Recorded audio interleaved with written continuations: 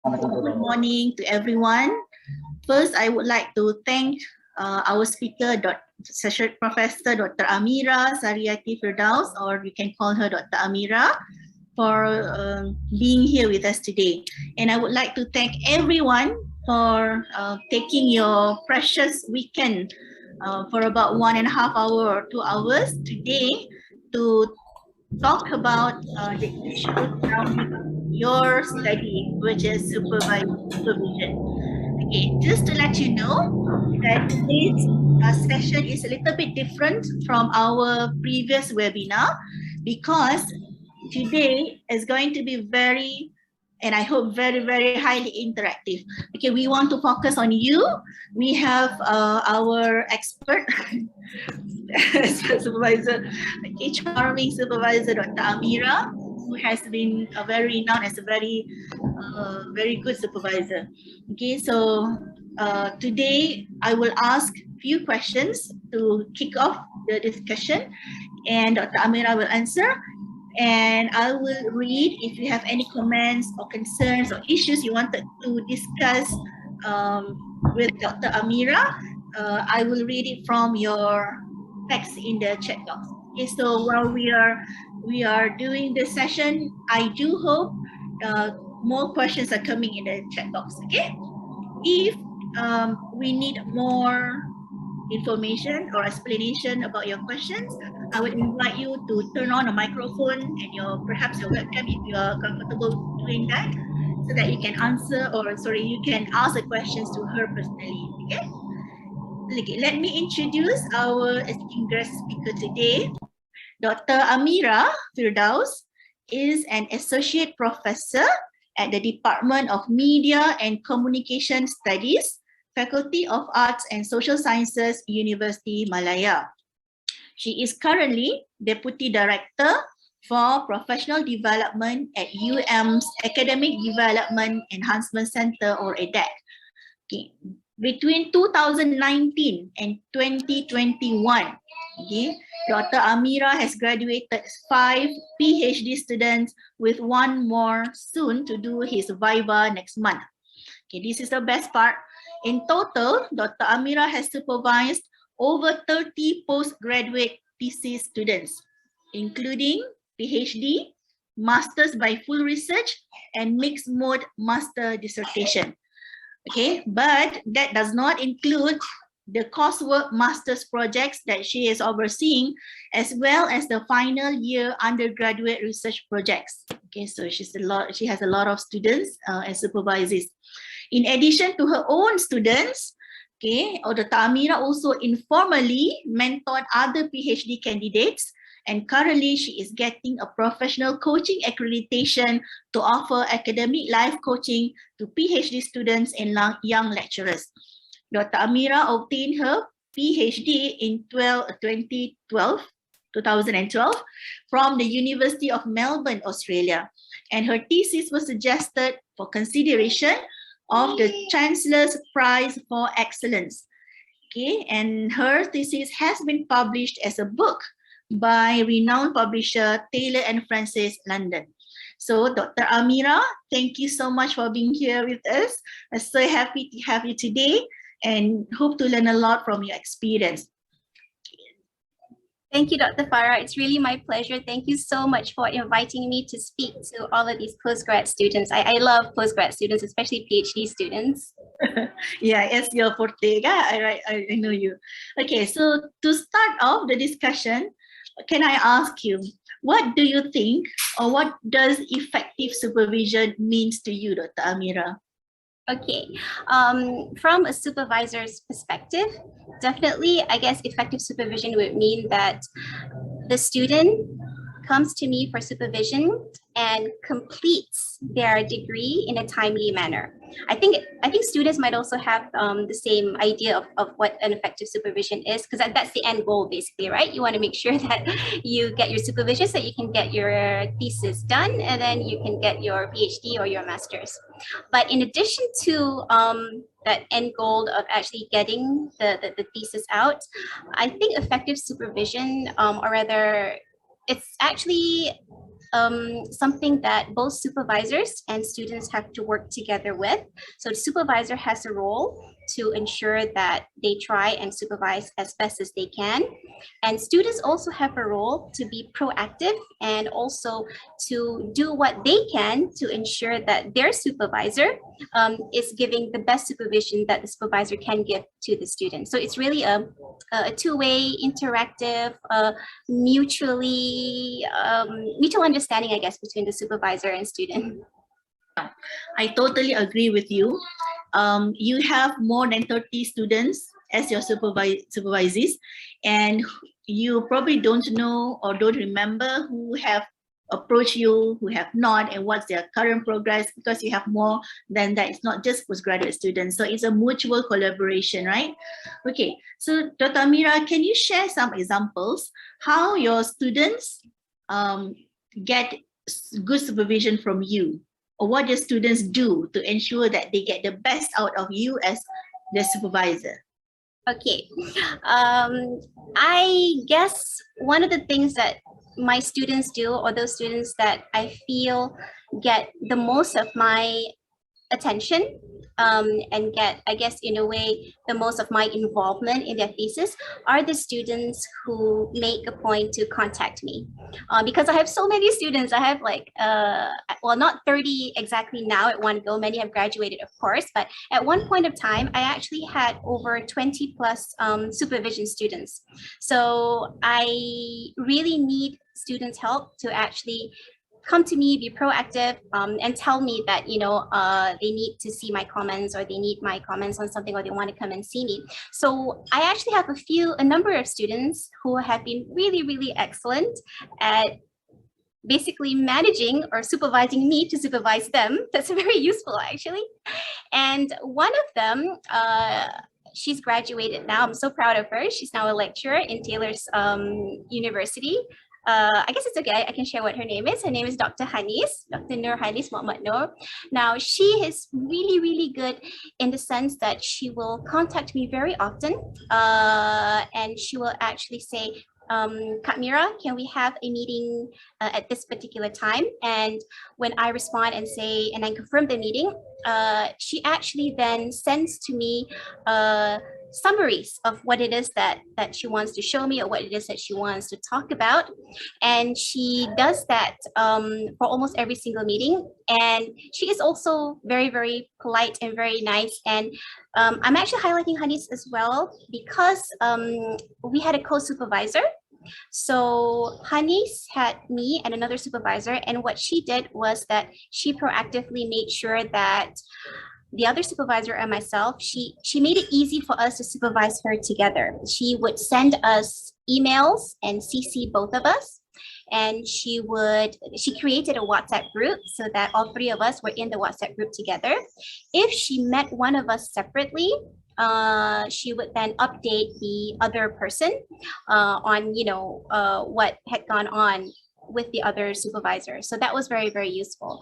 So that's just one example. I have another student, also just recently graduated and soon to be working at Xiamen University in Malaysia as a lecturer. So her name is Dr. Ifat Ali Aksar. And she is also really excellent at ensuring that I give her feedback on time. Now I have a lot of work to do, and Dr. Farrah, I know that you also experience this. We have so many things to do. Sometimes we just don't have time to sit down and read. Even when we plan to read the thesis, we've set aside a day and then suddenly, you know, a meeting happens, or we get called up to go somewhere for a workshop. So it's just really hard sometimes to find time. So what Dr. Ifat usually does is that I am quite long-winded. So when I read and comment, it takes forever. So one of the good practices that she does to make sure that I give her back the comment on time is she will highlight in the comment, in the thesis or in the draft, what it is specifically that she wants me to look at. And I'm pedantic, so I go and like, you know, edit the words, which is like such a waste of time. So she actually reminds me quite often, and she says, you know, please, I only need points for to check whether or not my sampling explanation is correct. I will edit the English later with a professional editor. You don't have to worry about it. And that has also been very helpful because it helps me to know exactly what she needs from me so that I give her feedback that is focused on what she is looking for at that particular time. I actually have lots of stories of how many of my students, not just Ifat and Hanis, but many of the others are doing really great things to actually help me supervise them better. But I'll stop for now so that we don't go over time. No worry. You mentioned about co-supervision, okay, and this is quite common among postgraduate students, whether they are doing masters or PhD, that they have more than one supervisors, okay, and sometimes the supervisors come from the same department, sometimes different department, or even different faculty, okay. In other programs, it could be from other university. So each supervisor has their own head, has their own style. Yeah, and this is one of the issues that I have experienced a lot. How should the students work with these two supervisors with different heads, different styles, different, sometimes, sometimes main supervisor said, I want you to do this using methodology A, but the co-supervisor say, no, I want a methodology B. So what is your advice to students who are having this issue? Okay, first off, I really empathize, I really sympathize with students who are stuck in the middle between two supervisors who are basically, telling them to do opposite things. I understand it's a very, very difficult position to be in. In an ideal world, the two supervisors would be of one head, but two expertise. But unfortunately, yeah, I understand that many students do have that problem. Honestly, Dr. Farrah, it's really hard for me to give advice on this. That I mean, I can give my suggestions, but at the end of the day, students, what you're dealing with and the differences between your supervisors, it's a different situation for every student, every supervisory group. But what I think might help, with a pinch of salt, you can try it out. If it doesn't work, don't get too frustrated. Try out another thing. Always keep trying new ways. So one of the things that I think that maybe we could try is, of course, if the supervisors are willing to have a WhatsApp group or a Facebook, a group together, or a Telegram group, is for the student to create one and sort of like be the admin or the moderator of that group to ensure that it's quite active. And I know that sometimes there may be some supervisors who might not be comfortable with being in social media with the students because it invades their time. I can understand that as well. So when this happens, it would be important for students to always update the other supervisor. And when one supervisor says for the student to do one thing, for example, let's just say one supervisor says, do a quantitative study, and the other supervisor says, no, you must do a qualitative study. So what's the student to do, right? So ideally, if possible, is to bring the supervisors together so that everything is said and they can discuss together. But I know that's difficult. So what can be done is that the student can maybe very, very politely in an email or in a group chat say, thank you, Dr. A and Dr. B, for your advice or your suggestion on the methodology. Dr. A, you suggested me to do a quantitative study, and this is what you said I should do. Dr. B, you suggested me to do a qualitative study. I think both are quite useful to my thesis. Can I request both of you together kindly, if you could kindly decide together for me which one I should do, quantitative or qualitative.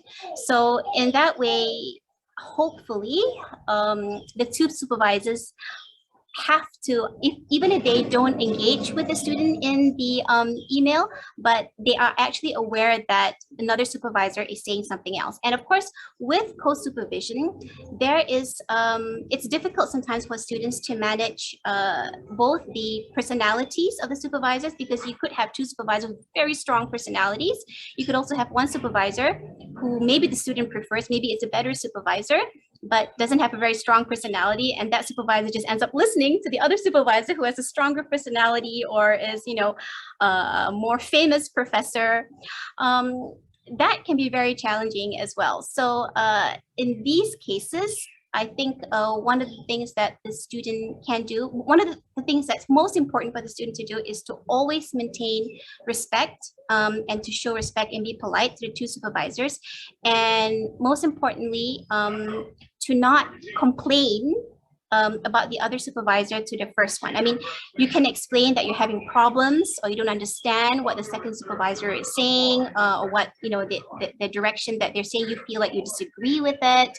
But try and be solutions focused, so that if you are complaining about one supervisor to the other, what you should do to the other, the one who's maybe nicer or more, you know, more easier for you to approach, is to say, doctor, can you advise me, you know, what I can maybe do to address Professor A's request, because I think it's a bit difficult for me to follow that request. I would rather do something else. I would rather follow what you have suggested me to do. Could you maybe advise me, or would you be able to talk to Professor A, or can we have a meeting together so that we can resolve this?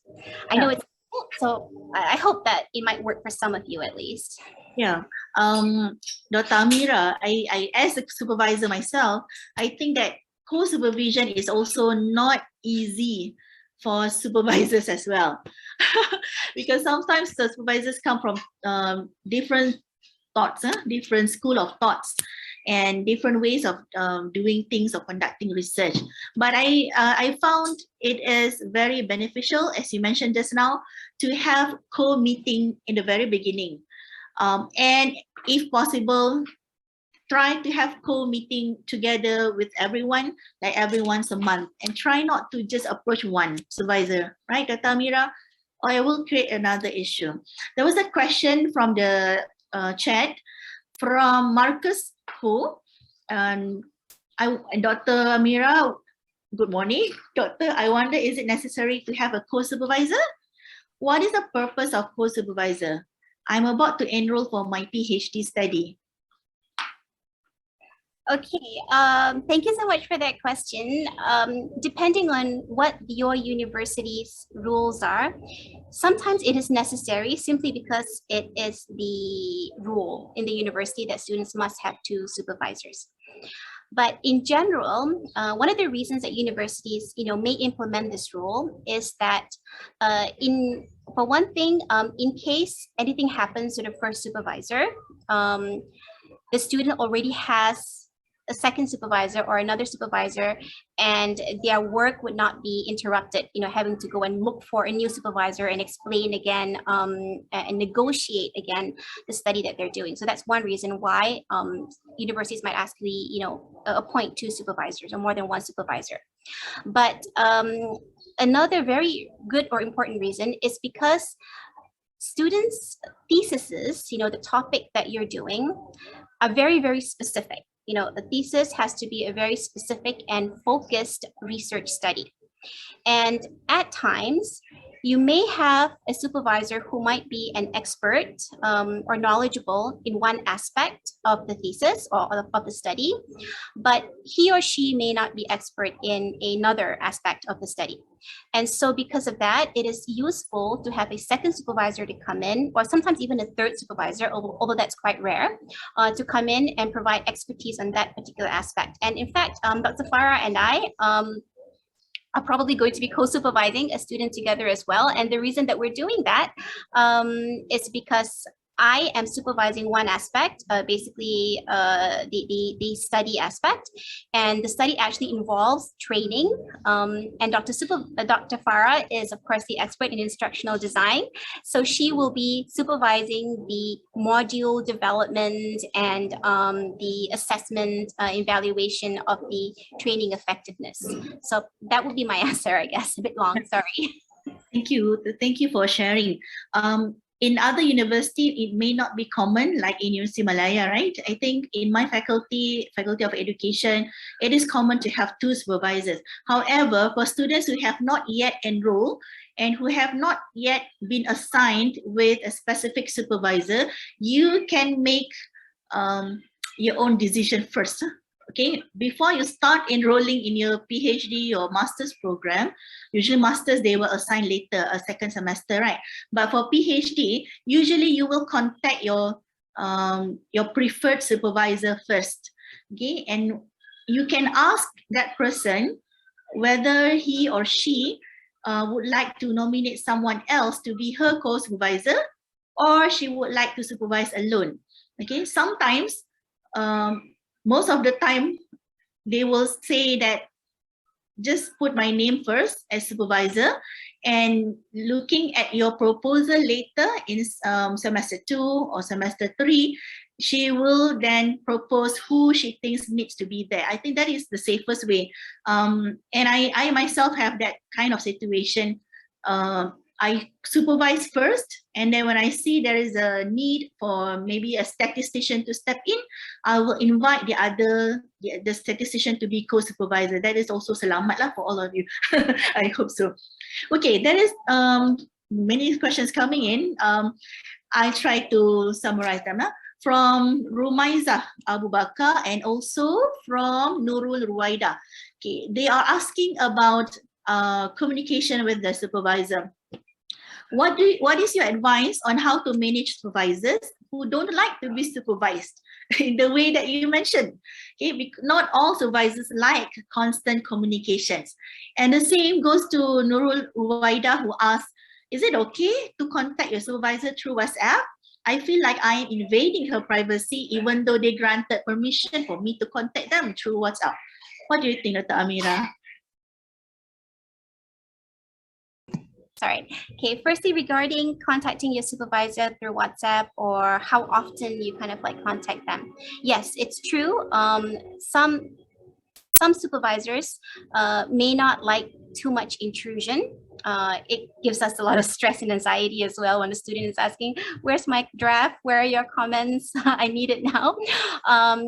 Now, with regard, I'll address the question about WhatsApp first.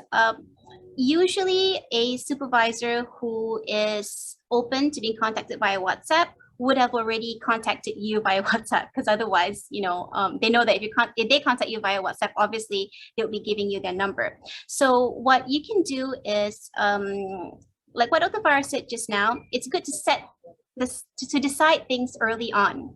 So you could then ask early on the supervisor, when is the best time to contact you? Or you can have a sit down with the supervisor to ask, when and how would you like me to contact you? Is it okay for me to WhatsApp you, or do you prefer email? And if I WhatsApp you, is there a certain time that you prefer me to WhatsApp, or is it okay for me to WhatsApp anytime? So this will be, so it's always good to ask and check with the supervisor first.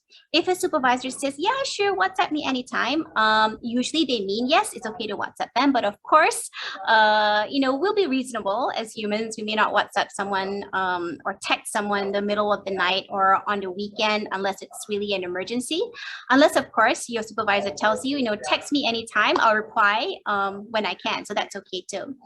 Now, with the first question just now, how do you deal with supervisors who may not like to be supervised by their students?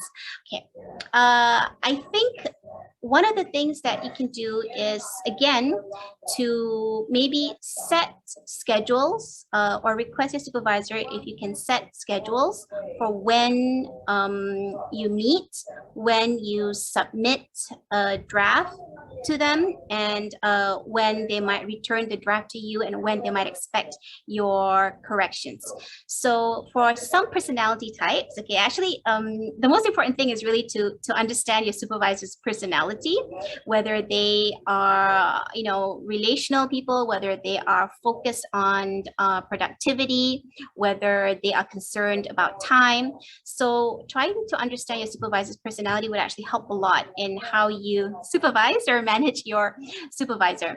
So if you set, you know, at the very beginning with some supervisors, you might then be able to figure out how to actually, you know, manage your communication with the supervisor so that you are not being too intrusive. At the same time, you are not being kind of like dependent and just waiting for the supervisor, that you are both proactive and taking initiative, but at the same time, not being intrusive to the supervisor. Thank you, Dr. Amira. Yeah, I think during this online teaching and learning, online supervision, we use a lot of tools, and most of the time we use WhatsApp for communication. I also do the same.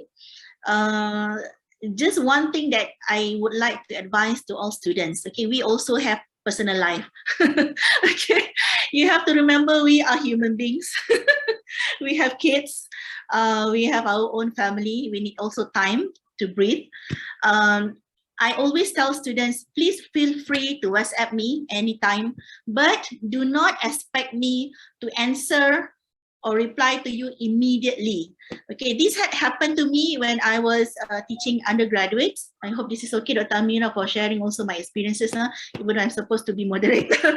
Okay, what happened to me is that this group of students are very active.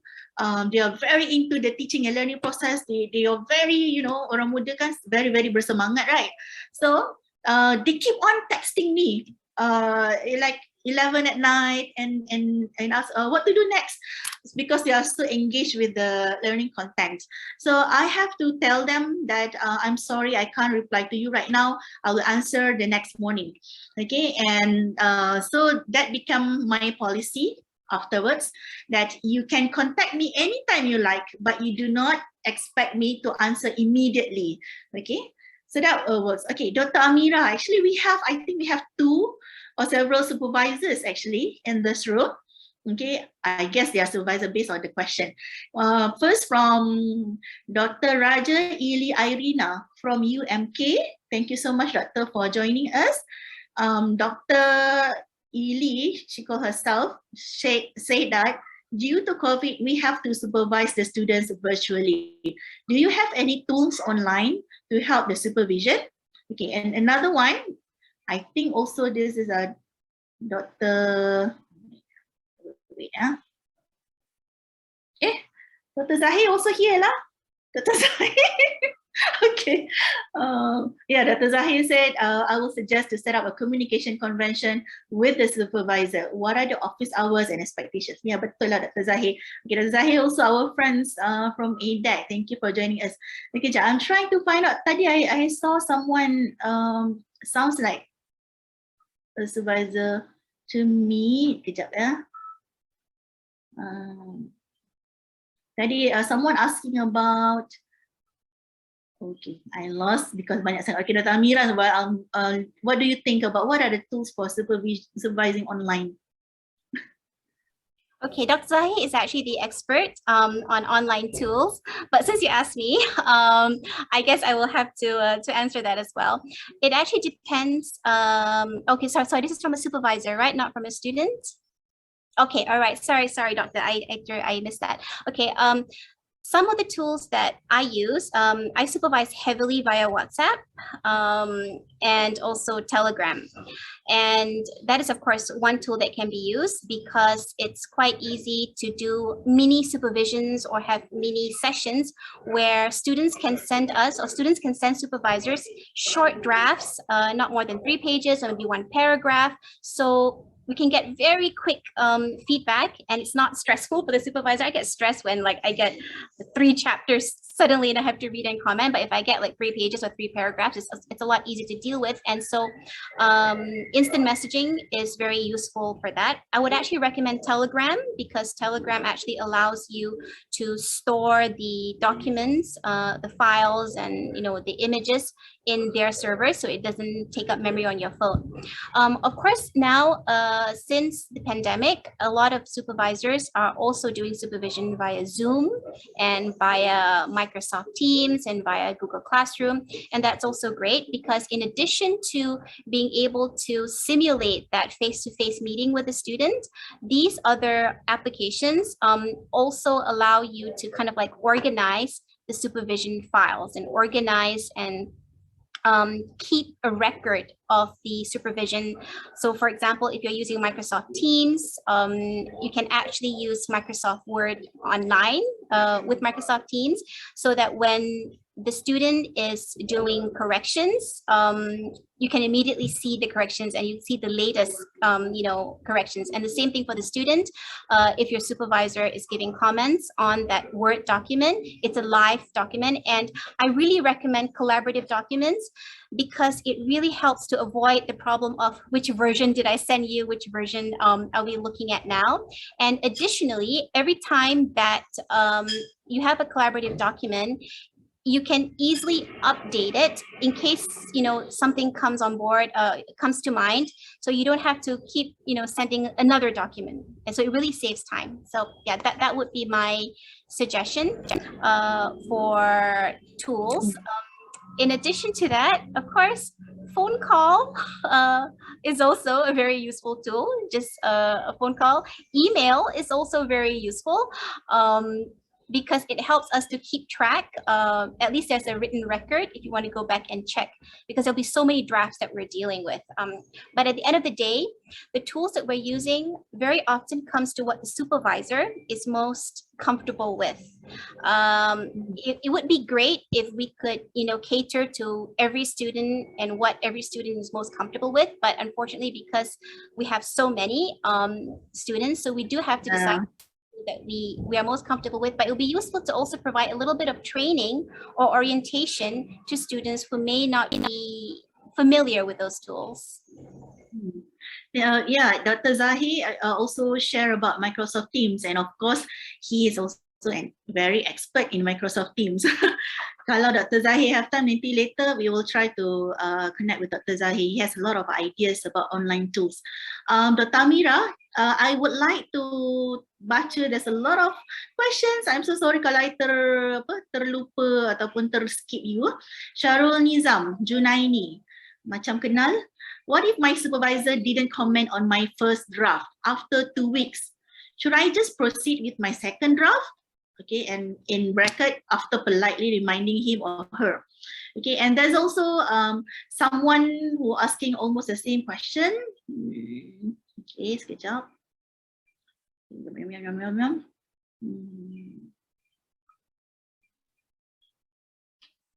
Okay, good morning, doctor. Can I have the panel advice on how to best handle a supervisor who is too emotional? Every email conversation and meetings often turn into a blaming session. And every question asked is perceived as supervisor tak faham what you are doing, rather than supervisor giving his or her feedback. It really puts a big wall in the supervision process, because the supervisee feels it's better to swallow all of the scoldings and not asking questions rather than being taken as incompetently by the supervisor. I'm not so sure whether this coming from supervisor or supervisee. Kejap, baca balik ni. Okay, I guess this is from supervisor. Can I have the panel's advice on how to best handle a supervisor who is too emotional? Okay, what do you think, Dr. Amira? First, we have question about student who didn't get any feedback from the supervisor after 2 weeks. Okay, actually 2 weeks too cepat sebenarnya, considering we have 30 students to work on.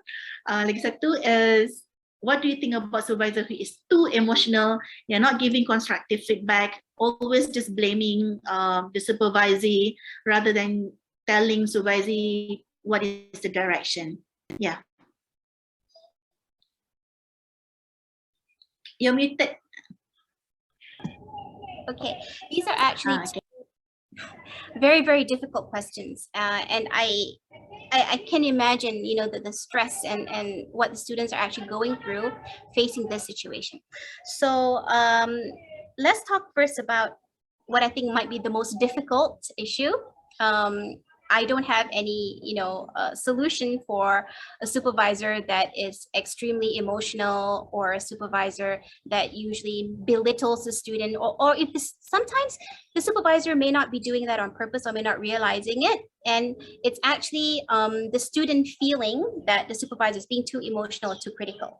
But if you're feeling it, that's your lived experience, that's your what you're feeling, so it's valid. If that's what you're feeling, if you know, it's valid even if someone else doesn't agree with it.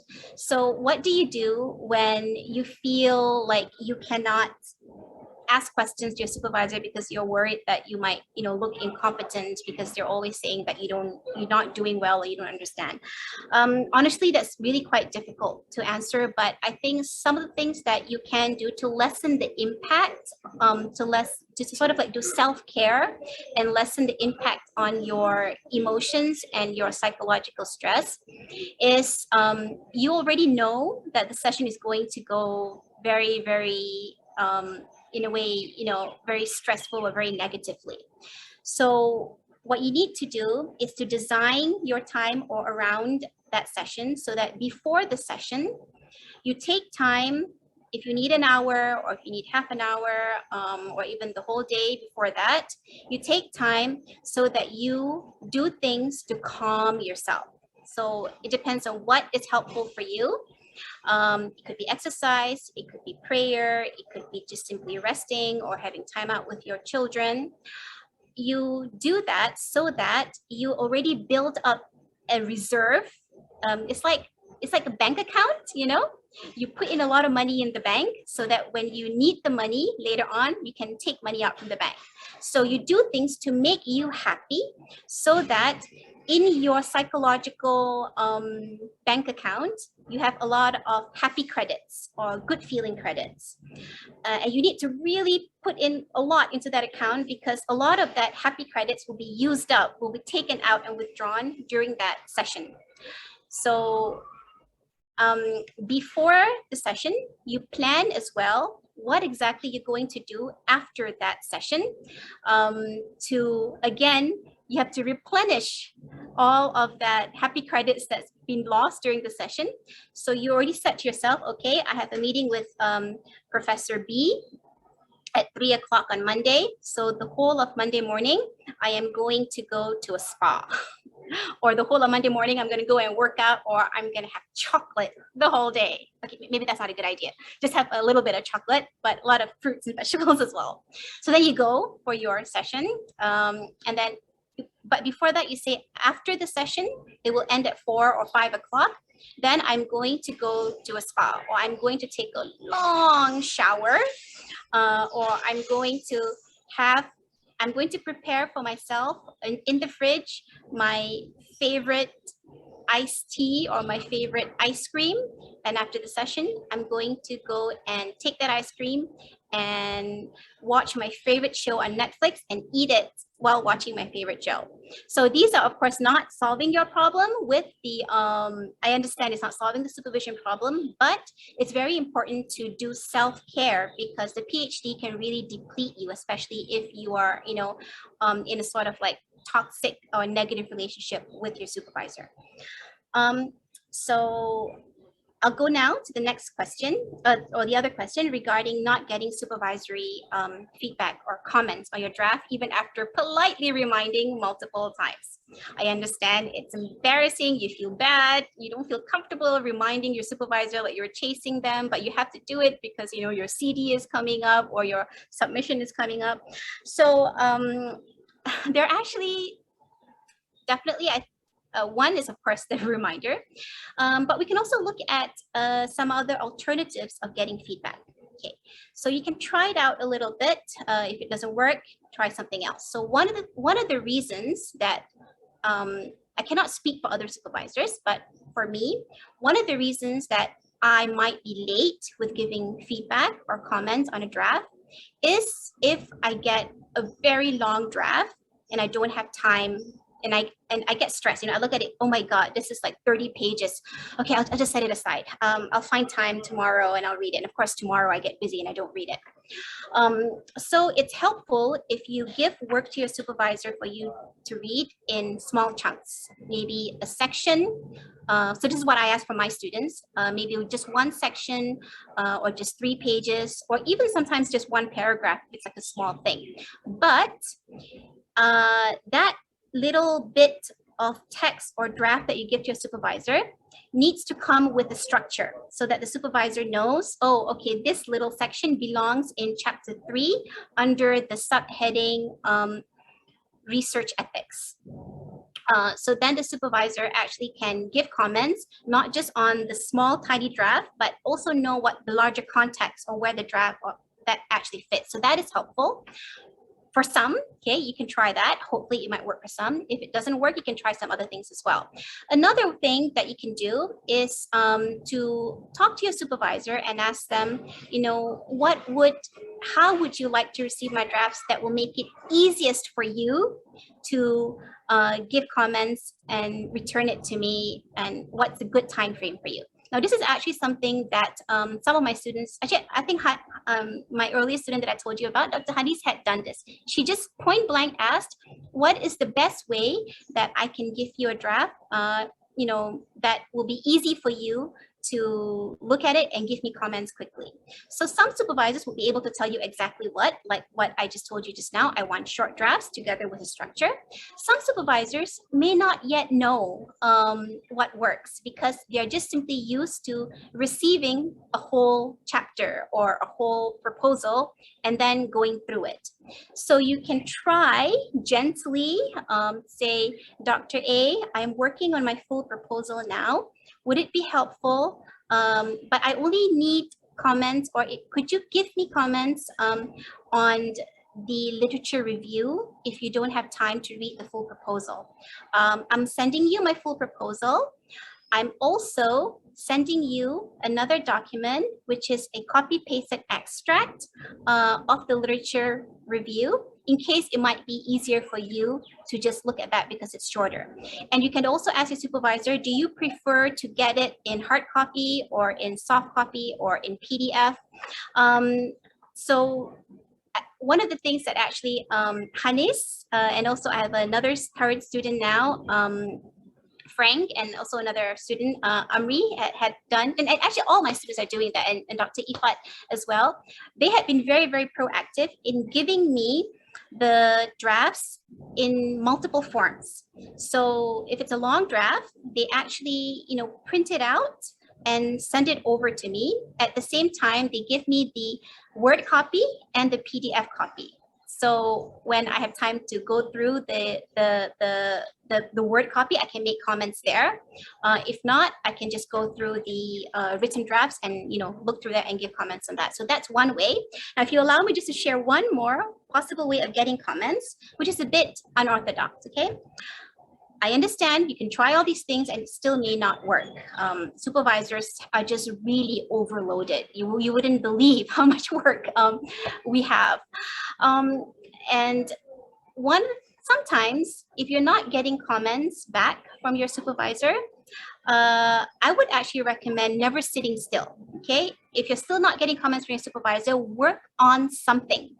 So that you're always continuing on and you don't lose that momentum. Even if you need feedback in order to move on, find something that you can actually do a little bit of writing on, or just keep moving on and keep working on something, even if you don't get the feedback yet.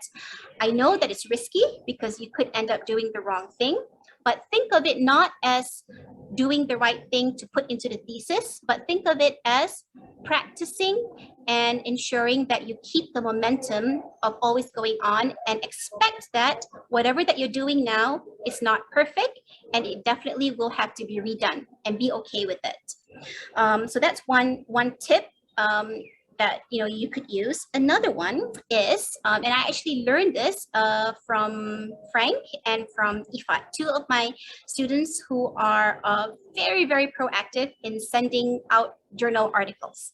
So if you're not getting comments from your supervisor, you actually can get comments from so many others who can be helpful. Of course, be careful who you're sending it to. Okay, you don't want to send it to someone who doesn't know what they're talking about. But what you can do is to send a draft to a journal, especially an international journal. Very often, the reviewers and the editors are very generous, and they would often, even if they reject your journal article, even if they reject it, they will actually come and tell you what is wrong with it, or what suggestions they would give to you to improve it. Now, over time, if you do this very often, even though you're not getting a specific comment on your thesis draft per se, but you are actually learning about the whole writing, research, and also your field of study, you're learning and you're getting a lot of input from experts from all over, which over time, as you accumulate that information, you can then use that to improve your draft on your own. And another thing that you could do is to join conferences and present at conferences and get comments from there, and also to have peer supervision, with other students. Share your work with one another. You may not be experts, but sometimes a fresh pair of eyes can actually help as well. Thank you, Dr. Amira. Very detailed and a lot of questions from Amira. Hope you can try it out. If everyone is okay, I would also like to share some tips. One thing that you need to really remember, supervisor is human being, as I always say. Okay, we are a person. We are not a robot. Okay, so we do have feelings as well. Okay, and I would like to acknowledge and thank all the supervisors who are here with us today, although I can't really name everyone. Okay, actually you can look at the chat box and they are supervisors. I saw Dr. Wala, Dr. Asmira, maybe this is Dr. Asmira, a supervisor. Anyway, so the first impression is very important, or the first meeting is very important. Okay, we tend, because we are human, sometimes we forget things, but we always remember who we met first, and we develop the impression. Okay, contoh, sorry for mixing. So for international students, sorry, I'm using Malay and also English. So if you first meet the supervisor, try to give a positive impression about you. For example, show your dedication to the topic. You are serious. Okay, you wanted to get their helps. Okay, and you try not to kata apa memandai-mandai. Sometimes students say, when we advise students, we say, oh, this theory is suitable for your research. But then students say, no, I read this article said. Okay, if you have to be very open-minded as well. Okay, so make the first impression a positive one. Okay, secondly, you can ask the supervisor in your first meeting or in other meeting when you met them. You ask them what kind of format they like to get from you. Okay, myself, for example, if my students are in first and second semester, I don't like, or I do not advise them to send me whole bunch of chapter 1 to 3. Okay, I like them to be visual. Send me your mind map, what you want to do, mind map only. Or I ask the students, I give them template, I call it research matrix. I will ask them, okay, fill in this table, you tell me what you wanted to do, tell me the variables, the hypothesis, and so on. So it can be in many, many ways. Okay, you can ask the supervisor first. Oh, okay, the meeting is live streamed. Or if they like, as Dr. Amira mentioned, in text-based, maybe you can send them bullet points. Okay, you asked what they like. Okay, to let you know. Okay, I had experience also with my supervisor. We are very good friends. Supervisor, there are so many types of supervisor and the relationship. Me and my former supervisor, we are like good friends. Okay, many memories with her. But she's very serious in work. I have to draft 30 drafts before she pass or she agree with my thesis. Okay, I was so disheartening at that time, but even I am like, we are good friends, but why are you doing this to me? 30 draft doesn't make sense and so on. But that's her style. Okay, what I'm trying to say. Okay, another thing is that if it doesn't work with this online tools like WhatsApp and so on, meet that person in person. Meet that supervisor in person. Okay, communication is better that way. Also, try to meet together with co-supervisor if you can. Okay, get the co-supervisor's advice, and that co-supervisor maybe can calm down the other person or the main supervisor. We have a lot of issues also when I look at the chat about co-supervision. Okay, or this thing I had done recently, I go through the draft of the proposal or the thesis together with my supervisor. Meaning that I set a time, like 1 hour, and then we read the draft together and I tell her upfront, okay, this is why this is wrong. You should arrange this to next section and so on. So you can try many ways. Yeah.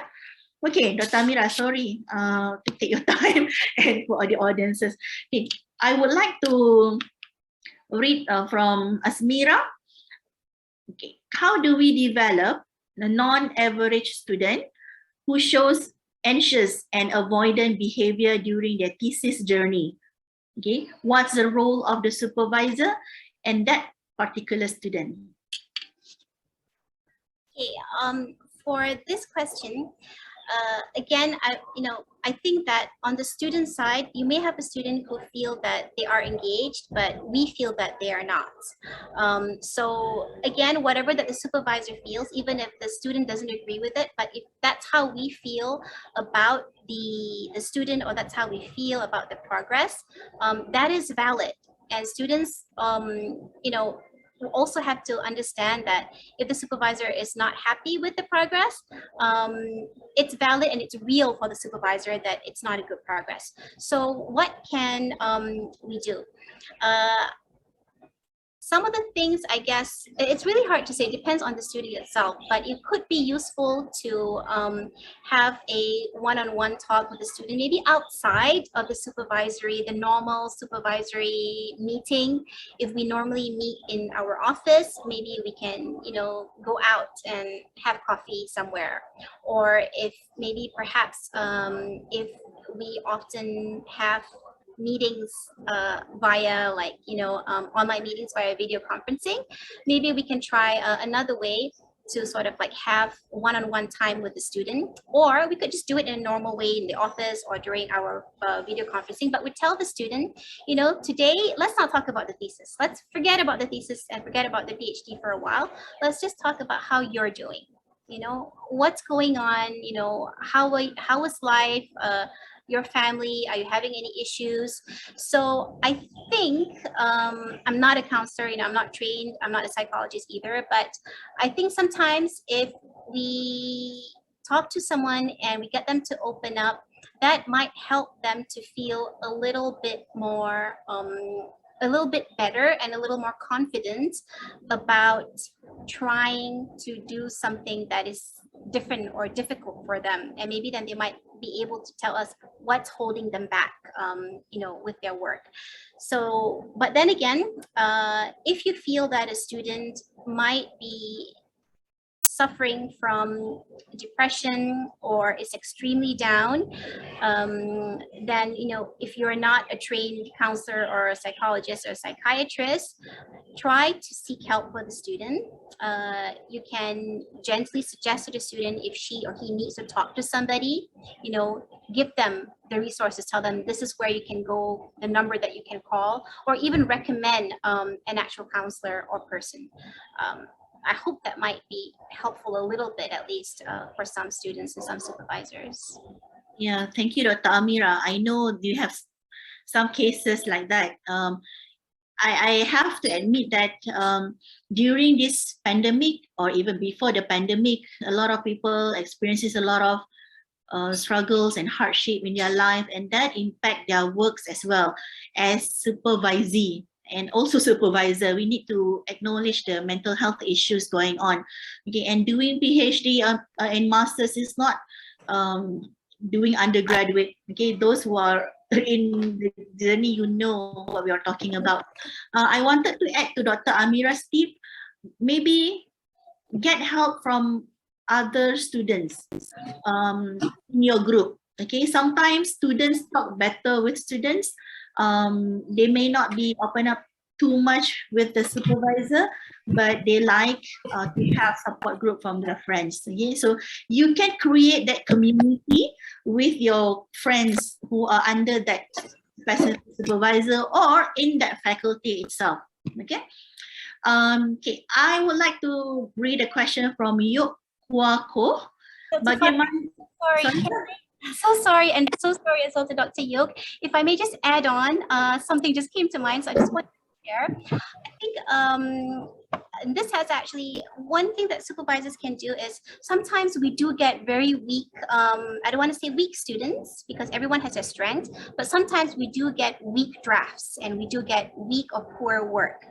So one of the things that we can do to help a student who is feeling very, very down about their capabilities is to actually look at the work or even look at the student and highlight what went well. There may be 10 things that were done bad. Recording in progress. But there definitely would be at least one thing that was done well. So for example, if you get a draft and the content is really not what you are expecting, what you can do is you look at it, the draft is actually very neat. It followed all of the right formatting and the structure 1.0 introduction, 1.1 background. So you highlight that and point out to the student, this is very good. You followed the format correctly. I'm very happy that you're doing this. And then, so this. Farrah, how are you? Hello, how are you? Okay, I'll unmute. Okay. Shahabuddin for now. Okay, go on, Dr. Amira. What this does over time is that it helps students to feel a little bit better about themselves. And if you are familiar with growth, or I actually forgot the name of the theory right now, but having a growth mindset, when we focus on something that is good, it actually helps to promote a growth mindset in the student and also in us as supervisors, because we're thinking this was not done up to mark, but this was. So that means that there is potential for the student to improve over time. And that will be helpful, hopefully. And I also recommend to students yourself, if you look at your work and you feel like, it's rubbish, or I don't know what I'm doing, I feel so stupid, stop. Don't say things, don't use negative words on yourself. You just say, you look at it, you say, okay, this is difficult, but I'm still learning. I can improve. But look, I know where to find the literature. I actually know how to actually find the literature that my supervisor wants now. I didn't write the literature review the way my supervisor wanted, but I found the literature. So good for me. Pat yourself on the back. And that's also good for students, so that, anytime that you're feeling down, you try and keep adding more to your happy account, so that when you're happy, you can actually work better. So sorry, Dr. Farrah, and also sorry to the doctor earlier for the question that I interrupted. Okay, we have to back up a little bit. I think Yuk Huako probably is thinking or planning to join PhD ship journey. Bagaimana nak discuss dengan supervisor sama ada topik saya boleh dikaji ataupun sama ada pelajar itu layak untuk membuat PhD. What do you think, Dr. Amira? Okay. One of the things that when you approach a supervisor, you send them a proposal or a brief, we call it statement of intention of the research study that you want to do. The way that you can actually get the ball rolling on the discussion is to ask in the email, Doctor, I'm sending you this proposal. do you think this topic is viable? Do you think this topic is researchable? And then maybe another question. Doctor, this is my best work. It's a sample of my best work, and I'm showing it to you. Do you feel, based on this work, that I can be successful if I embark on a PhD? And so then you kind of starting the conversation by asking focused questions that the potential supervisor can directly answer, and hopefully that can lead into a longer or a more deeper conversation about whether or not you should apply to this, university, or whether or not you should do this topic, or even whether or not you really need a PhD. Some people, not everybody needs a PhD to do well in life. Remember that. Okay, thank you, Dr. Amira. Actually, there are also, just to let everybody knows that if you look at the chat box, there are also suggestions from our friends, and you can learn from the experience. Okay, one person said one of the strategies is to have what you call that, WhatsApp group with all the co-supervisors and all the supervisors, and thankfully all of them are good. It's okay with that. And Sa also said that she joined research methodology class again so that she can get fresh view and also feedback from her work. Okay, that's a very good methodology. Okay, I would like, there is, if I'm not mistaken, two, okay, so far that I counted, questions about how to balance. This is a favorite question. Okay, how to balance your life as you're working full-time as a student, and also now you are completing your PhD or your master's degree. And okay, let me read the exact questions because my question tak sedap sangat. Yeah? Okay, from Jian Kunggong, Dr. Amira, do you have any tips or tool to help you balance everything like work, supervision? Since you have many work and students, I'm sure you might have something to help schedule something the same as students. How do we balance the daily schedule? Okay, and there's another one. Sama lah, susah nak cari sekarang. Okay, so that's the question, Dr. Amira. How to balance your life as doing academic research and also your life as an employee. Dr. Farrah, you know me. So I will try to answer this question to the best of my ability. But let me share a little bit about what two of my former students, what I learned from them of how they balance their lives and, kind of like everything that they have to do. So I had two recently graduated PhD students, really amazing women, amazing mothers. One, Dr. Cynthia from Utah, and another one also from Utah, Dr. Jujun. So Dr. Jujun, what she did was, okay, for some, you may have the option of not having to really, I know what I'm saying is not going to be the official line of what we're supposed to do. You don't necessarily have to, if you are working full-time, if you have a family to take care of and you have your PhD thesis, you don't necessarily have to finish in 3 years. There is a extended period that you can also use to, sometimes it's 3 years, sometimes it's 6 years. Make sure you don't go over that maximum candidature period, but try to actually plan when you will actually, sorry, let me just give me a moment. Excuse me, just a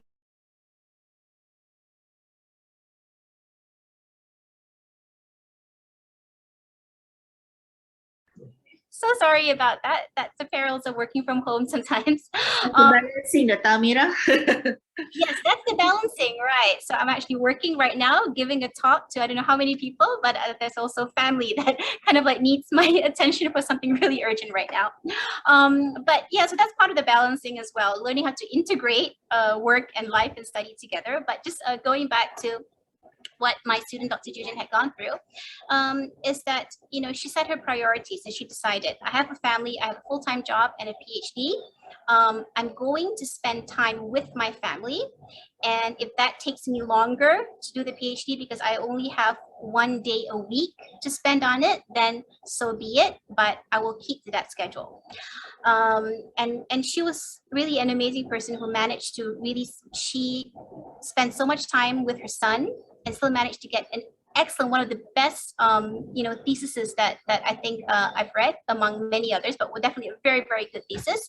And she also every weekend would go home and she also spends time for her parents and her in-laws. So that really amazing that she balanced it out by realizing that you can do everything, but you may need a bit of a longer time to do it. However, I understand not everybody has that luxury of maybe if you're under scholarship or if you are an international student or for whatever, or if you're on leave from your workplace, but you're also working part-time or in another place to support yourself, you may not have that luxury to spend more time on your PhD. Instead of 3 years, maybe you spend 5 years, maybe you cannot do that. So actually, I think the person that was asking me the question just now, Dong Jia-kun, Frank, is probably a good example of someone who's doing a very good job of balancing life and work and business and friendship. I know that he actually takes time to go on breaks, to go on holiday. He'll finish his work. He'll do really, he will spend a lot of time on his work, but he sets time during the calendar year to go on holiday. He sets time during the week to go out and de-stress and self-care. I know that he jogs and exercises several times a week, maybe daily. So also looking after his life, his health, and making time for friends as well, to meet up with friends. But all of that, still working hard on the PhD by maybe slotting a certain time in a week, Friday afternoon for 1 hour, I'm gonna go play golf with my friends.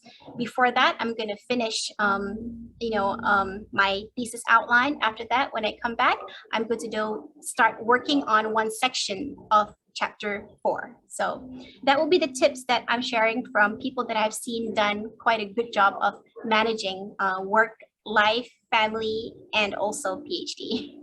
Thank you for the tips. A lot of us actually are not full-time. We don't have the luxury of being full-time student all the time.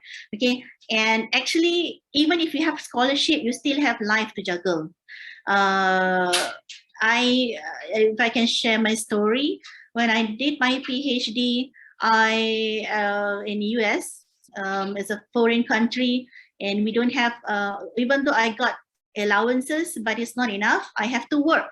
Okay, and for $7 per week, $7 per hour. I tried to be a cleaner to support myself and family and buy things, but then it didn't work with me. It just 2 hari saja, and then I just quit. And then I found a very good opportunity on campus as a research consultant. Okay, I do it with my supervisor. So I joined my supervisor and we become a consultant to other centers there. So I be able to do what I love the most, which is consulting people on instructional design. I do works, I develop projects, and that become part of my work also, meaning that whatever research I'm doing, whatever reading, it's evolved around my areas of research. That could be something that you might do. And I always tell students, I advise them, choose your research topic well. For example, something that you can get access to in terms of the sample size. If you're a teacher, if you are teaching a group of students, can you do something with your students? Okay, can you improve their learning? Okay, if you're doing an education part, or if you're in a working place, can your research do something related to your job right now? Okay, and that will keep you motivated as well. Okay, I wanted to acknowledge my supervisor, Turki Al-Qahtani from Saudi Arabia, who's with us today. And he wrote in the chat box that he used a lot of tables to update his progress, and I really appreciate what he's doing. It really helped me as supervisor. Okay, from supervisor's point of view, having a table now, I'm a visual person. He always send me, Dr. Farrah, these are the things that I'm doing right now. These are the list of 4 articles. We have done this. We should be doing that. And I will send my draft. You know, it makes my life so much easier to manage, not to manage, to consult with him. So you might want to do the same strategy as well. Okay, other supervisors also shared their opinion. There is one from, okay, I don't know macam mana nak ni. A lot of questions, interesting one. Okay, Dr. Amira, I guess this is from an advanced student lah. Well, because perhaps this person has already ready to submit for publication. Okay, Sharon Nizam. Okay, mention his name. May I become the corresponding author? My supervisor, or do I leave parts to the supervisor? Okay, I'm not really clear with this question. Do you think it's okay if we invite him to switch on his microphone and ask? Or you want to, the Amira can just respond first? Yeah, maybe we Nizam, are you here? some people. Yeah, Sharon Nizam, are you here? Would you like to say it? Okay. Yes, Assalamualaikum. Sorry. I know Yes. that, for example, if you have 10 PhD students, you need to submit 10 journal articles at one time. So if you allow it to for the student to directly submit, of course with your name, is it okay, or I just leave it to my supervisor to do it for me? Are you a supervisor or supervisor? I'm a student. I'm a student. Okay. All right. Okay, thank you for the question. Amira? Okay, depending on the university, each university has their own policies regarding co-authorship between supervisor and student. So that would definitely be the first point of where you would check, you know, what the university policy is, whether the policy is that the supervisor must be the corresponding author, or whether the policy is that students must publish with their supervisor, but anybody can be the corresponding author. So that's the first point. The first thing that we have to do is check that. The second thing is, if possible, this is very important, to talk to your supervisor, or at least ask them what is their preference in terms of the journal submission. You know, do they want to be listed as corresponding author, or do they not want that? So that's very important. So that, because when it comes to co-authorship of papers, it's very important that all the authors in the paper have contributed in some way to the paper. If not to the writing, to the study, to the design, to the checking, they have to have made some kind of an actual real contribution, not just editing the paper. So that's actually, you know, according to publishing ethics. But at the same time, understandably, sometimes because supervisors may have too many students and they don't have time to actually go and you know, write 10 papers or 20 papers at the same time for all the 20 students. Sometimes, very often, the supervisor's contribution could end up being just the idea and the supervision and the refining of the study, to the point where students are actually able to publish or send the study, you know, as a manuscript to the publisher. So the first thing, check with the university policy. Second thing is check with the supervisor what their preference is. If you're not getting any response from your supervisor, my advice while you're doing the PhD is to add your supervisor anyways as corresponding author, but perhaps you will need to take the initiative to do the actual correspondence. So your supervisor would be the corresponding author, but you do the actual submission. But always let your supervisor know and let the other co-authors know that you're submitting it. But this is actually a little bit dicey. who should be the corresponding author. So the best thing really is to do the first and the second thing to make sure that your supervisor agrees on who the corresponding author is.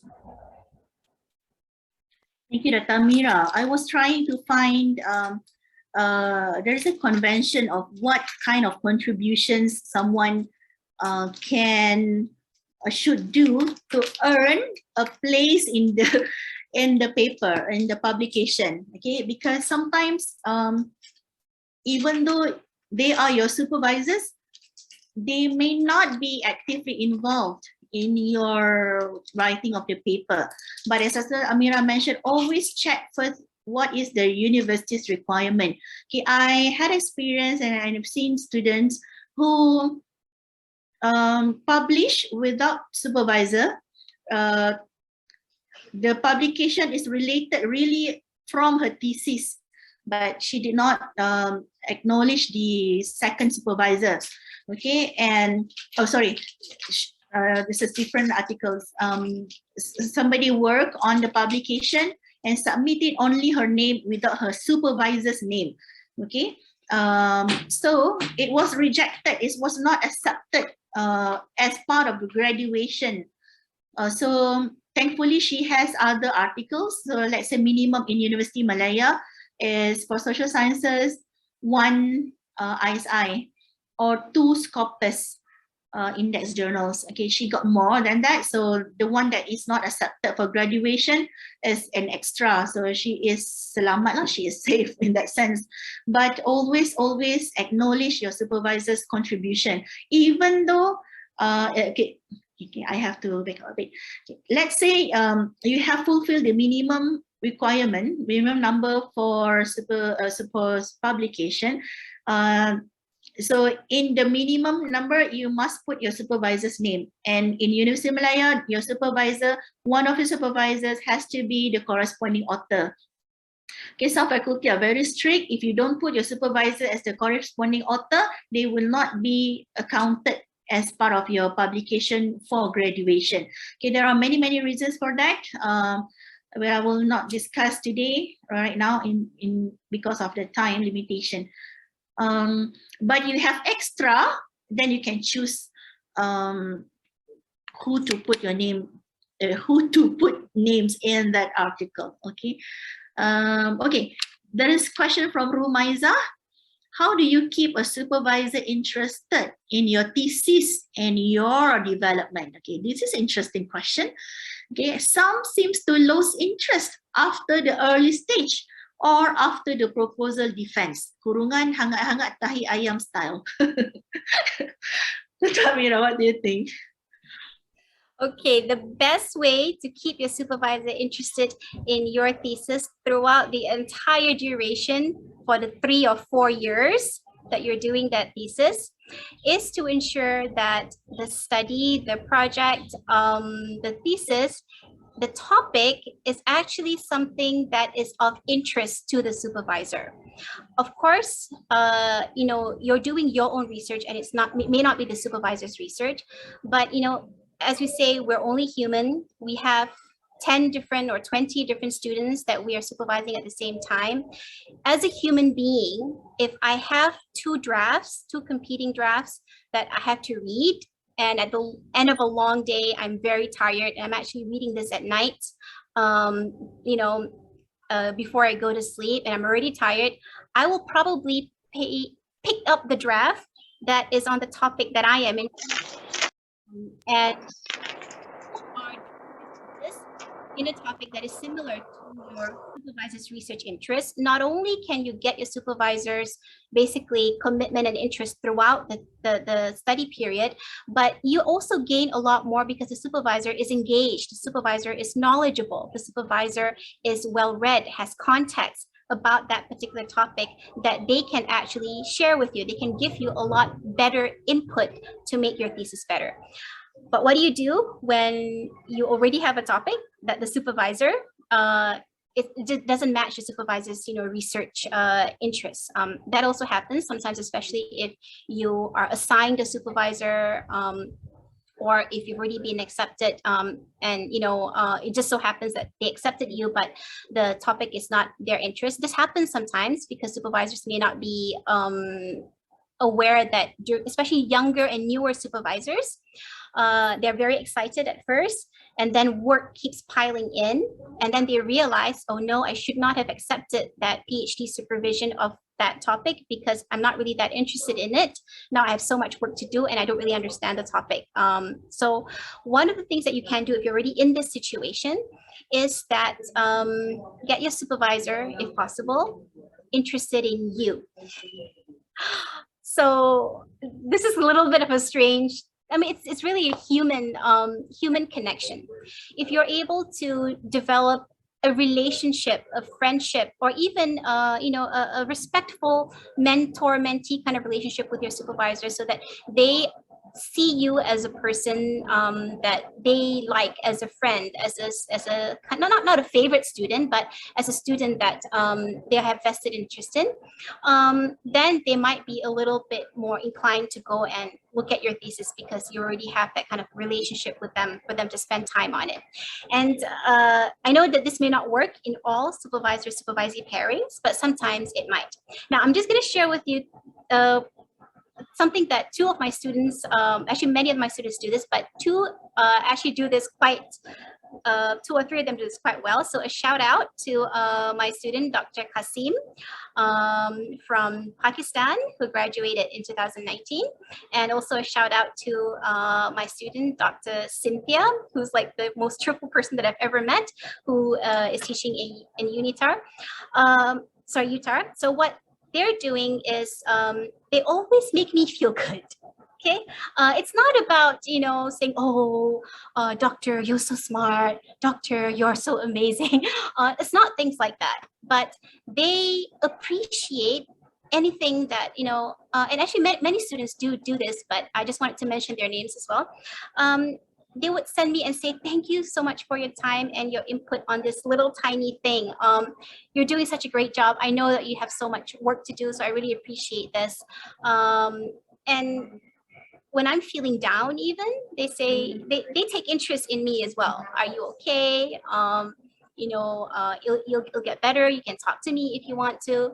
So that is another way to actually get your supervisor having a vested interest, maybe not in your thesis topic, but in actually you as a person, and then wanting to, being willing to spend that extra time and effort to make sure that you go through and get through your journey as well as possible.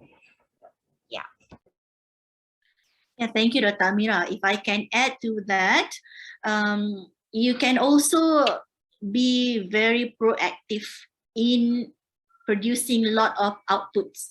Okay, for example, I love to develop my students as scholar, not just a student, or in other words, not just a PhD holder. Okay, a PhD holder usually just, I want to finish my study, I get the degree, and that's it. Yeah, I'm going to be a lecturer soon. Yeah, I secure my job. But to be a scholar, you have to have a lot of scholarly activities going on around you. Okay, for example, I always ask my students to take part or participate in competitions. For example, they are doing or they are developing apps that help other people learn better. Okay, so what we're doing, we are going to conferences together, we compete in the competition together, we win together, and that really is something interesting. It's not, as a supervisor, sometimes you will stuck in your office, sorang-sorang reading thesis yang macam banyak sangat tinggi macam gunung, okay, and you feel penat. Tapi when you have these students who are very proactive, compete dekat sana, do this, apply copyright, do module, they are doing a lot of other things that might be interesting. Okay, so try to be proactive with your supervisor. Okay, that I think relate with a question from someone. Maybe that someone, I won't give his name, but he said that, what is your advice for PhD candidates who deal with a situation where supervisors prefer to supervise via email only? and avoiding to have a discussion or even online meeting due to being too occupied with many students. I think we have actually talked about this quite a lot, but this message keep coming in. So I've just thought that maybe we can wrap up a little bit or summarize what we have discussed earlier, Dr. Amira.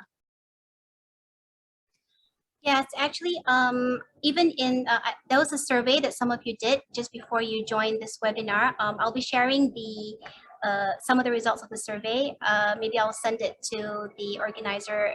You can have it via email later. This can be quite a common problem.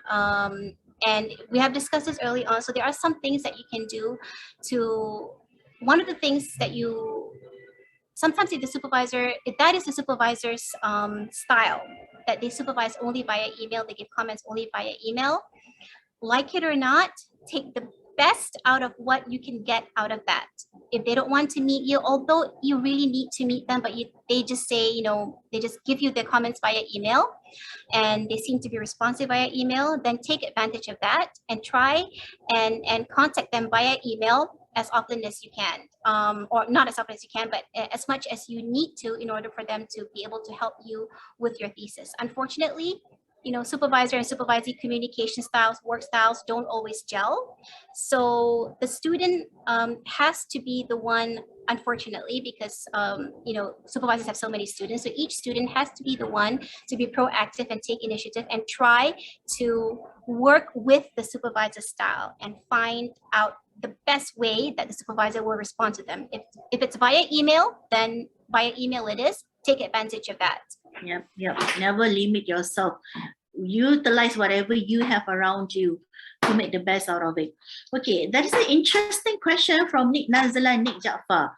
Okay, doctor, there are many organizers or so-called consultants who provide consultation or coaching to postgraduate students in helping them in thesis writing.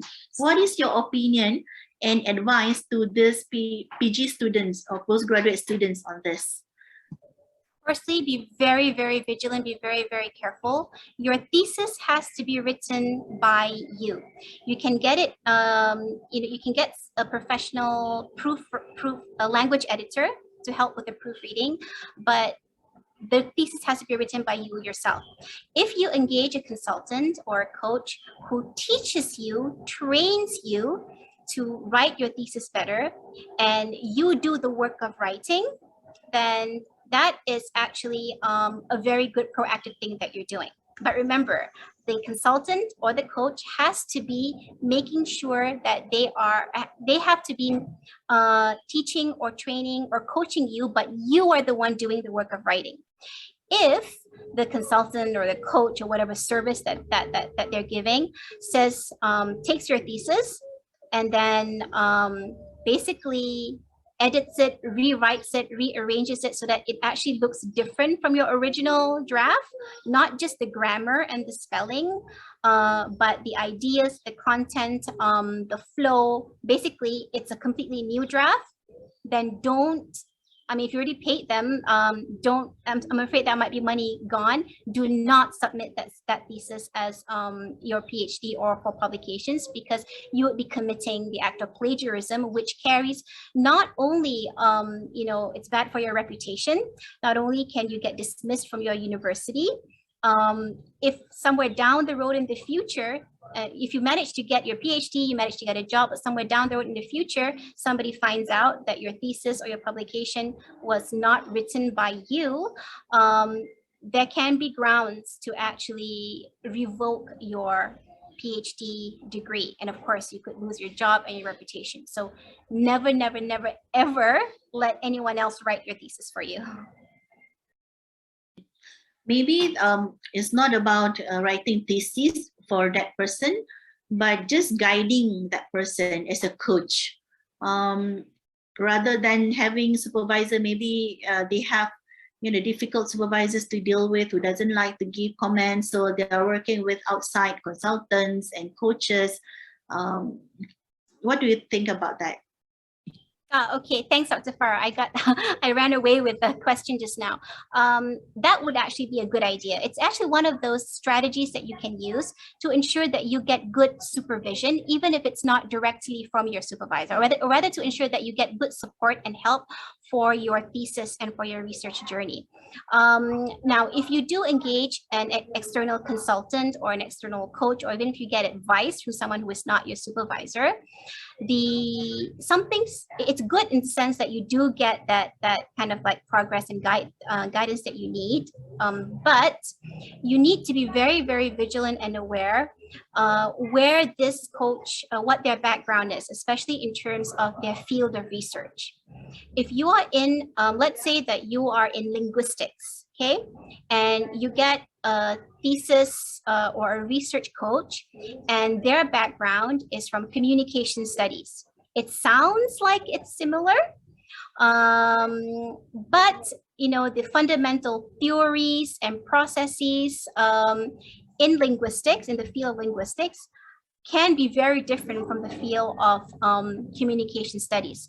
So you have to be careful if you're actually engaging a coach who also is looking not just at your writing style, but also kind of like giving you ideas about what theories to look at or what methods that you can try out.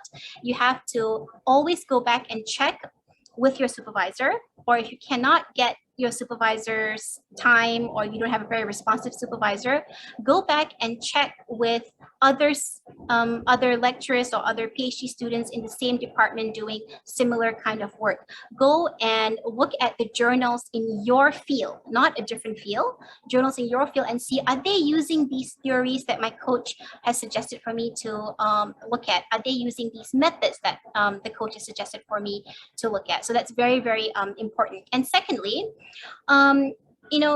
your supervisor is actually your supervisor. You're not supposed to be supervised by somebody else. So if you are getting help from outside, or you're getting a coach to help with your writing, usually supervisors are okay with that, especially if it's proofreading and language issues. But if you're actually getting a coach who is actually helping you with the thesis and the research and coaching you on the study itself, if possible, you really need to talk to your supervisor and let them know and let them be aware of this outside external help that you're getting. One, because your supervisor needs to ensure that you're actually following the field that you are, doing your PhD in. And also that whatever that you're doing is actually following the rules and regulations of the university, which an external consultant may not know of. And secondly, it is out of respect for your supervisor. No supervisor wants to be blindsided that, oh, okay, suddenly they find out what my student is getting help, but not for me. It's kind of embarrassing for the supervisor, and it can be something that can cause conflict between you and the supervisor as well. So if possible, always make sure that your supervisor is always aware of what you're doing. Even if your supervisor is not responsive and doesn't respond to your emails or texts, always update them. Okay, so at least you have taken the initiative. Thank you, Dr. Amira. This is a complex situation sometimes. I think that actually a PhD is an output, a collaborative output between a supervisor and the student. It's not just yours, okay? The supervisor, maybe you do not aware of, actually have some contribution to your output. Okay, so if you say that this supervision, so this is totally come from me and my supervisor is just observing my progress, it may not be true. Okay, so they have maybe contributed in the initial ideas, okay, or just make you feel better, okay, even better if they can check your draft and give you feedback and so on. Okay, but they do have some kind of contribution. And as Dr. Amira said, most of the supervisors, they don't like to be crossed or being, sometimes the students get help from external people. And unfortunately, that purple may not be in the same areas, and you got it, you know, twisted or something, and make your supervisor not happy with that. But some also have happy ending. If you get the right coach, the right supervisors, the right advice, you will make your supervisor impressed. Okay. We have question from Marcus. Should we get a supervisor that doesn't really know who we are, or get someone who knows us personally? My potential supervisor taught me during my undergrad, and we have co-authored few papers together upon my graduation and throughout my career. Any advice, Dr. Amira? I feel that if you already have a good working relationship with a supervisor and you have research output, it definitely would mean that if you work again with the same supervisor, that you have a higher likelihood of getting, you know, good, basically a good PhD journey. I actually do have one student, almost like my little brother now, Amri, whom I supervised, whom I taught during his undergrad final year, and then I supervised his master's, and now I'm supervising his PhD. Along the way, you develop a relationship with that, and it might change. But at least you already know each other's working styles, and that kind of like helps with, you know, you don't have to take extra time to kind of like get to know how to work with them, and you already know their research field, and they know, you know, your capabilities and your limitations as well. However, you should also be choosing a supervisor not just based on someone that you've worked with, but rather on someone who may have the expertise for the particular topic that you want to do. So even if you have a supervisor that you're really great friends with, if they are not familiar, or if they're not comfortable with your research topic, they may not be able to give you the input and the insight on, you know, what the cutting edge research, whether or not you're using the right methodology or not. So that could also be a risk that you're taking if you decide to stay on with the same supervisor, simply because you have, you know, you're like in a comfort zone. Not that a comfort zone is wrong. Like I said, it helps with the working relationship, but also you need to consider your supervision topic as well, and your research topic. What you can do is to get input from your current supervisor or your previous supervisor and talk to them and see what their advice is, because my guess is that they're probably a mentor now, and they might advise you to continue with them because they have some great ideas and they can help you, or they might even be able to point you to another potential supervisor who may be more suitable to supervise your research topic. Yeah, Dr. Amira, yeah, there is pros and cons. If you have worked with the supervisor during your master's degree, so you know her style already, okay? And if you get along well, so in this case, you got co-authored papers together, so meaning that you are working very efficiently, okay? But for your, so you can eliminate time. So I had this experience also with, I think, 2 or 3 of my PhD students who started as my master students and then continue with PhD, and they graduate early, graduate on time, I can say. Even one of them graduate too early because and it caused suspicion pula, because we work so well and we know each other thinking, so she can predict what I want. I know what she will do, so the work becomes so easy. Okay, but your supervisor may have their own thinking and they don't like your topic and they can ask you to change and so on. So always make sure before you really appoint that person.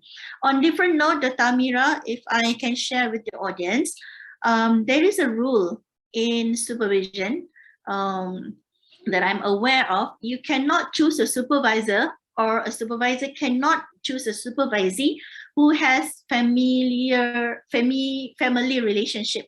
Okay, if that person is, you know, your immediate family, you can't choose that person. Okay, if you know that person very well, it's not good because it will later on impact their decision about you, and it can be too personal. So in some universities, they have this rule: you cannot have a family relationship with your supervisor.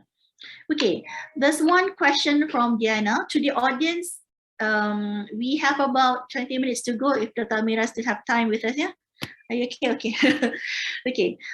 Diana asked, what is the best way to turn down the preliminary agreement of one potential supervisor after we make our final decision? Okay, in this case, she or we may be approaching one or two potential supervisors, and you have to turn down one of them. What is the best approach?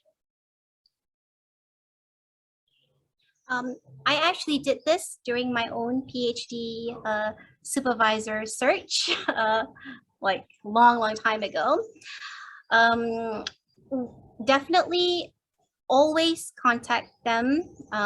Don't just, I mean, I know the person asking is already asking because they want to politely turn them down, but sometimes some students may get agreement or offers and then they just ignore and then kind of like ghost that other supervisor and not contact them. So definitely first step, what you're suggesting already is very good. Always let them know and thank them for having gone through your proposal, and thank them for being open and wanting to supervise you. And then you can say that you have decided to go with another supervisor, and you can give a reason for it. But of course, it's better if the reason is something that does not you can highlight that the other supervisors, you could go for a professional reason and explain that the other supervisor maybe perhaps has a closer, field of study as what your research topic is. Or perhaps you are going with the other supervisor because they're in a different university and you've decided to actually attend that particular university. Whatever the reason is, just be as polite and respectful as you can, and say that you really hope that in the future, if there's opportunities, you would still like it, if you don't mind, to follow the supervisor's work, and maybe even if there might be an opportunity to collaborate with them in the future. And this is actually important to note because the academic journey is not just 3 or 4 years of the PhD. It's a very, very long journey. And over time in the future, you will be needing collaborators from other universities to do research collaboration if you become an academic. Or it could also be that someone who had agreed to supervise you and then you change your mind, you decide to go to somebody else. In the future, they could end up being your external assessor when you want to apply for promotion. So they may or may not remember you, but they might remember you if you turn them down, because it's quite rare that supervisors are being turned down. So they might remember that. And it's, supervisors understand, we've all gone through the PhD, so we do understand if you need to go with another person rather than with us. But if you do it in a polite and respectful way, and if you now and then maintain contact, now and then update them, whether or not they reply your email, or if they do, that's even better. Maybe, just let them know, I've already registered now. Your comments from the earlier meetings, even though I didn't end up being with you, were quite useful. And then maybe when you publish something, or when they publish something, just kind of keep track of their journey and say, I read your new publication, congratulations, it's very interesting. When you graduate, if you can, you just kind of like keep in touch with them if you can. So it's not just about turning them down now, but it's also about maintaining a professional relationship with the supervisor that you have decided that you're not going to go with. Thank you, Dr. Amira. I really like the idea of thinking about the future. Okay, actually, the academic community is quite small. You will bounce to each other, because we are working in a very specific area. You might see or meet that person or have to collaborate with that person later on, okay, in your research projects and so on. Okay, and you wanted to make friends with everybody. Try not to find your enemies or create enemies in the very beginning. So everybody knows if you have to be turned down, but that person who turned you down professionally said so, we can accept it. Okay, as I mentioned, we are being human beings. Okay, so I have to wrap up. Okay, because I wanted to open up later on. I wanted to perhaps this is a sharing from Shazri. It's not really a question to me, but I'll just read it. What would you advise if the supervisor has way too many students under his or her supervision? In WhatsApp, he or she has limited time to guide, and among the students, it kind of seemed like unhealthy competitions when we compare the amount of guidance received among us. Okay, so that's a I think sharing happened. We have talked about this, unless Shazri has very specific question that you want to ask. So we hope that the tips that we shared with you is helpful. Okay, I have questions for Dr. Amira. Okay, okay. Before that, before I forgot, from Yok Hua Ko. Okay, actually, okay, let me read. He has a message for you, Dr. Amira, and your father. Thank you, Dr. Amira and Dr. Farrah. Both of you are putri of UM. But thank you. By the way, I was a student of Dr. Firdaus at FEA in the 80s. My regard to him. See, it's a very small world. Okay, thank you, Mr. Yok Huako, for the nice, nice sharing. Okay, I wanted to ask my question, my burning question to Dr. Amira. Yang akhir lah, I hope. Can you tell us what makes you happy as a supervisor, Dr. Amira? Are you muted? Okay, I will unmute you. What makes me really happy as a supervisor is this: there's a moment in time in the supervisory journey when the thesis, initially it was like all over the place. And then there's a moment in time when the thesis suddenly clicks. The thesis actually looks like a thesis and it clicks. I don't really know how to explain it. So when that moment in time when I read that next draft and I see that, okay, wow, this is like clicked, it's ready, it's good, I can see it. So that kind of like really gives me goosebumps. It makes me very, very excited. So that's one. And the other one, what really makes me happy actually is when my students do well and they are actually going, you know, beyond expectation. And I've had cases where I thought some students were really weak, but then over time they just blossomed and they became such amazing scholars. And you know, I'm in such awe of them. So that really makes me happy. And good relationships with my students, with anyone really, makes me happy. Long answer, sorry. Yeah. Sometimes our PhD students can become our friends. And I truly support what Dr. Amira has said. Myself, I will be very happy to see someone's blossom into a scholar beyond the expectations. I do have several cases. I'm not going to mention their names, but in the beginning, it was very, I don't think that person has, you know, this stamina to go. It's very weak, but that person is very determined and keep on checking with us, keep on asking for advice, even though our advice is sometimes quite harsh, quite challenging. He took up all the opportunity and so on. Okay, we met at my house. He came over and we went to McDonald's together and discussed his work and so on. So over time, I have seen him become a very, very good scholar. Okay, Dr. Amira and the audience, I would like to thank everyone for your time, and I hope that you get a lot of tips, maybe got you thinking how to fix or improve your current ways of dealing with your supervisor. And Dr. Amira, do you have any one last thing that you would like to share with us or advise us? Yes, but just a very quick note. I'll be sharing, hopefully Mr. Carl can help to share the results of the survey. And I would like, through your emails or whichever way that you communicated for this, and I would like you to please take, if I can just share my screen very, very quickly, Dr. Farrah. Yeah, sure. I forgot to invite you to share your screen. Sorry. It's okay. I think it's already done. You've already invited me. Thank you.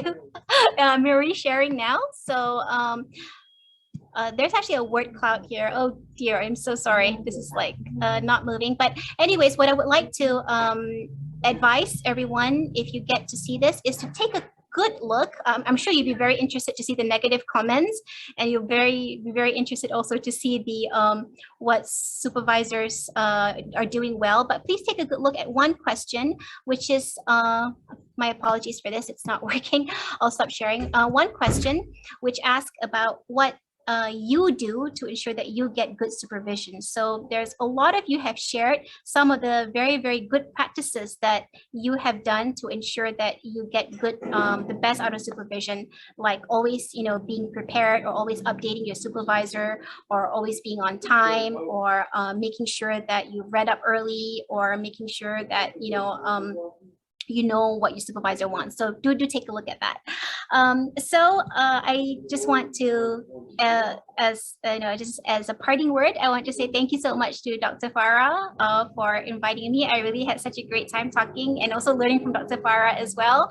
And it's really nice to hear all of your questions from the floor. And I hope that you learn something from your supervisory journey, whether it's a negative or a positive one, because most people that I know have actually said that their supervision journey has actually made them a better supervisor. So definitely, whether it's a bad journey or something that makes you so sad, or it's a good journey, there's a lot that you can learn from it so that you can become a good supervisor to your own students one day. Thank you. Thank you, Dr. Amira. This is odd, but I don't know whether Dr. Zahir, just to acknowledge our colleague, Dr. Zahir.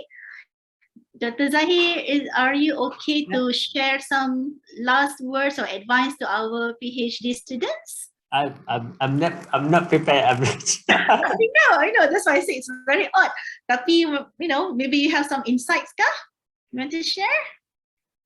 I think I will just say I wish everybody good luck in your PhD and master's journey. It's I think it's a challenging prospect of doing a PhD, but definitely the experience will make you a better person.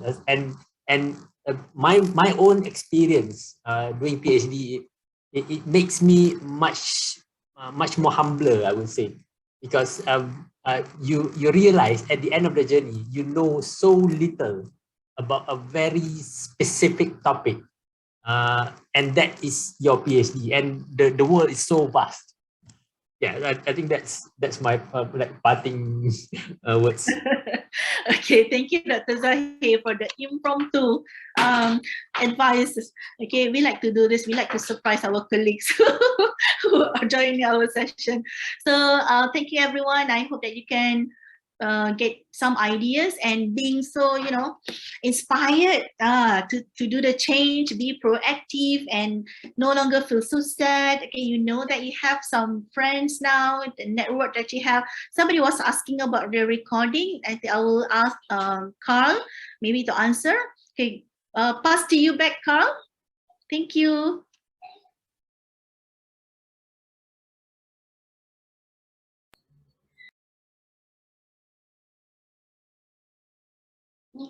Carl, you're muted. Tak dengar. Okay. Okay, actually, recording will be uploaded in our Telegram channel. So do join to our Telegram channel on chat site.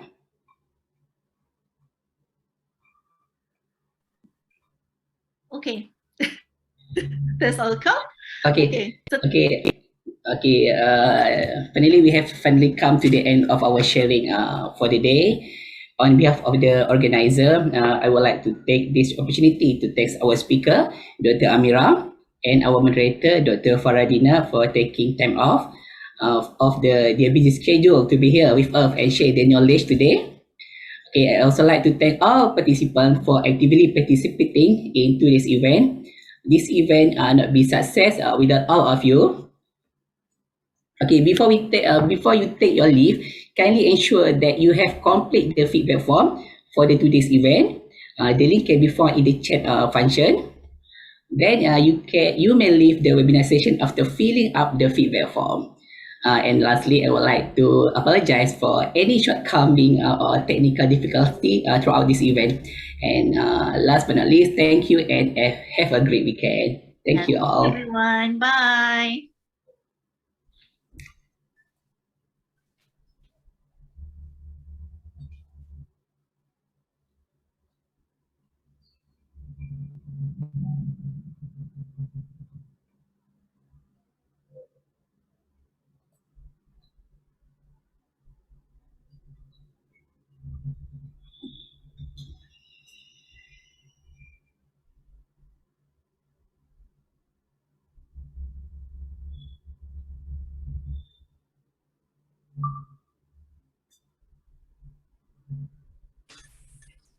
Thank you, Kal. Bye.